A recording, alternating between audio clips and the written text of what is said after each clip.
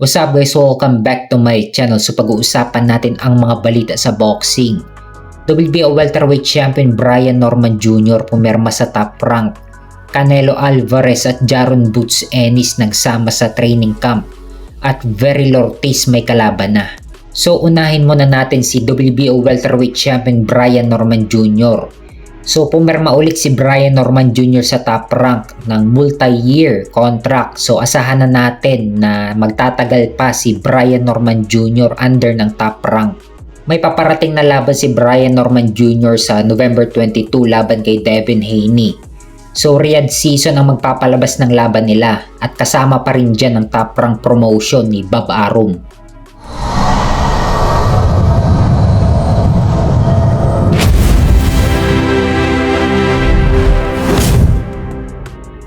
Sa kabilang banda naman, interim WBC super welterweight champion Verrell Ortiz may laban na sa November 8. Makakalaban niya si Erickson Lubin na may kartada na 27 wins with 19 knockout at may 2 talo. Nakuha ni Lubin ang 2 talo niya kay Sebastian Fundora kung saan natalo ito via RTD sa round 9 at kay Jermel Charlo kung saan natalo din siya via knockout sa round 1. Pero kahit may 2 talo na si Lubin, magbibigay pa rin ito ng mahirap na laban kay Verrell Ortiz.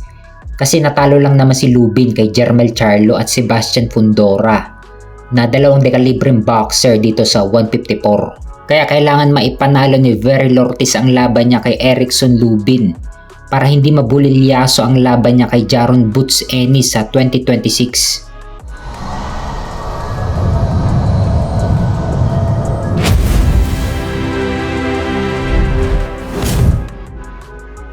Sa kabilang banda naman, undisputed super middleweight champion Canelo Alvarez, kinuhang sparring partner si Jaron Boots Ennis. Ito ay bilang paghahanda ni Canelo laban kay Crawford sa September 13. Parehas kasi ng estilo sina Ennis at Crawford, parehas switch hitter. Kaya ito ang kinuha ni Canelo na sparring partner.